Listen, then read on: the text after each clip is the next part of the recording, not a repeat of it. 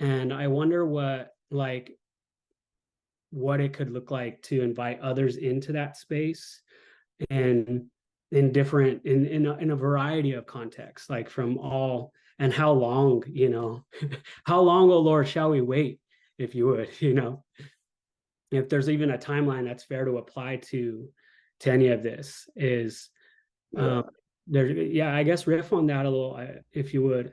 Well, yeah, and honestly, I always caution people in this work that this is not a linear process. There is no brokenness and unbrokenness, right? There are degrees and sometimes shifting shapes of healing and harm. I it's interesting. I just was reading an article today about a NASA spacecraft that just flew through a solar flare, and now, I'll probably be corrected by the scientists on my use of the terminology.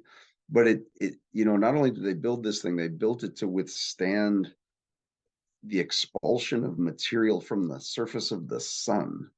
And it's sending back imagery and survives this, right? The things we can do technologically are astounding. And yet, every single generation, we have to reteach ourselves and our kids and our communities not to collapse back into fear and anger when you have difference, and use violence as a means of overcoming that difference, or oppression or exclusion. That it's actually better for us if everyone is trying to be as understood and equally involved as possible. It will elevate the entire community, right? But that has to be retaught all the time, and not just generation to generation, to communities that have learned it already and have fallen back into that, to individuals who have come in and out of it, as you were saying. I mean, it's just, we're all in this cycle all the time. And so, in a way, that's liberating, right? Because it's like, oh, okay, I didn't have to solve this whole thing. But in a way, it's also exhausting, because you're like, well, I thought we already went through this, right? But that's just how it is, right? And so you've got to be married to the conviction that I can influence a space. Sometimes it's a space I want to influence. Sometimes it's a space I've been invited in to try to influence because of my experience or my past or my relationships. And I have an agenda in that space. You have to be honest with yourselves. People, a lot of times in this work, folks say, well, you got to go in without an agenda. No, I have a clear agenda. I want people to stop killing each other, right? Like, that's what our agenda as an organization is. Now, that could mean a whole bunch of different things. It can mean immediate stuff or sustainable stuff. It could mean collaborative work. It could mean separating people. It could mean isolating folks who are not willing to agree on that. Um, so it all depends, right? But if your agenda is to get people to stop killing each other, and then work on the things around that, so maybe they don't want to kill each other anymore, and maybe actually the people around them get together to help make that happen and carry it forward. You've got all these different methods on how to do that. Most of it's really grounded in human empathy. Um, then, yeah, I mean, the gist of your question is sort of, can other people be invited? Everyone needs to be invited into this, right? I mean, like, literally, it's one of these things, like, you got to tip the scale just by a virtue of the number of folks who don't know what they're doing or how to do it, but are committed to trying because they believe in the principle. And honestly, that's what it is. It's really just a pretty straightforward principle, which is, we're all better off if we don't collapse into violence. Our resources are better off. We use them for other things. You look at Costa Rica, got rid of their military in the 50s. One of the greatest, school and infrastructure examples in Latin America. Everybody else has been spending money on bombs and bullets, right? So that's one thing. Recovery and pain and the generational cycles of suffering can all be reduced if we all get into this. And honestly,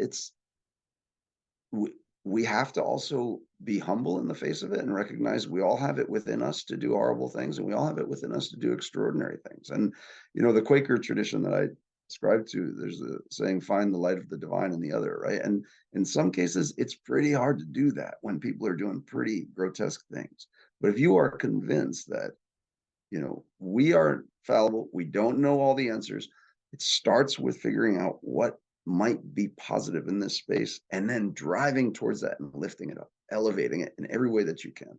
Then you've got, mass networks of resources, human and otherwise, to bring to bear there, whether it's someone who has trust in that space, whether it's someone that's gone through the same transition. When I worked with gangs in Latin America, again, they'd look at me and they'd be like, yeah, okay, whatever. But when I brought in the 18-year-old kid from who had gotten out of prison recently, who had been in a gang, who had renounced that life, and he's got a scar and the tattoos, and he's telling these kids at 10 and 12 years old what they're heading into, he has their attention because he has legitimacy in their eyes, right? So it's about the who is the messenger as well. You've got to find the right people to bring those messages forward, and you've got to be patient with this cycle of 2 steps forward, 1 step back, sometimes 1 step forward, 2 steps back.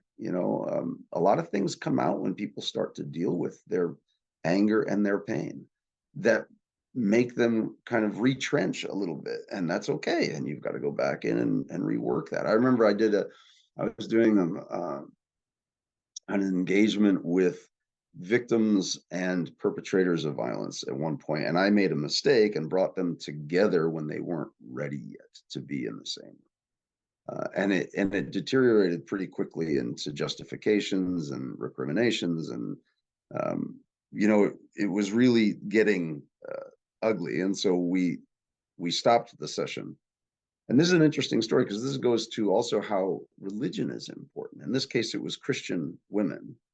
And the women victims of violence actually we were in a convent in Colombia and doing this reconciliation session. They went into the rooms and where we were staying and took bed sheets off and came out, and they enacted a passage from the Bible about the adulteress who's dragged through the dirt and thrown at the feet of Jesus, right? And if you know the story, it sounds like you're a pastor, so I'm sure you know the story. and the Pharisees and Sadducees and everybody around him all the authorities are yelling at him to command her to be stoned to death. And he famously says, let one amongst you who has not sinned cast the first stone. And my paraphrasing is probably pretty bad. But less famously, he finishes by saying to her, go now and don't sin again. And so they enacted this whole thing out and then sat down together with indigenous women that didn't have a biblical tradition. And this was really fascinating because it really resonated with the indigenous women, and they really connected on a spiritual level over this. But they said, if we are in the place of Jesus, for them, their spiritual leader, their God, how do we behave based on what he is showing us here? How do we be good disciples in the face of these former combatants who are clearly not repentant, who are here justifying what they've done? And they worked out elements of the reconciliation practice, which was listening, not reacting with anger or violence, but also demanding transformation on the other side as part of the negotiated engagement around this relationship. Don't sin again. So we brought it all back to a conversation around non-repetition with former combatants. How do we know this is what we're afraid of? Is this will happen again? You said you were sorry you killed my brother, and then 10 years later you killed my sister. Well, and you said I forgave you for the brother. Well, I can't do that if you're going to do the same thing over again. It's an evolving process of relationship building, trust building, healing that will never end. But their sacred text allowed them into that.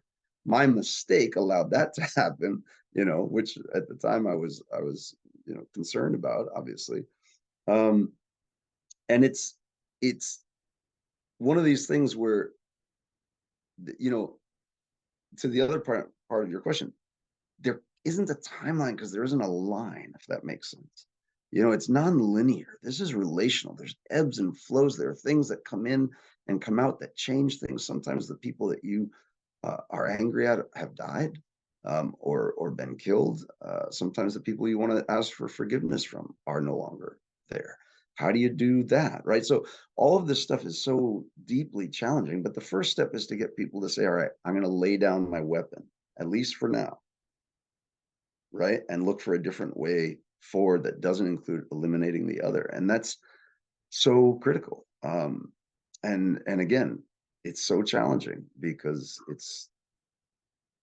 it's not always the same method. It's not always the same person. It's not always the same context in which you're operating, and you got to be very, very cautious so you don't actually, make things worse.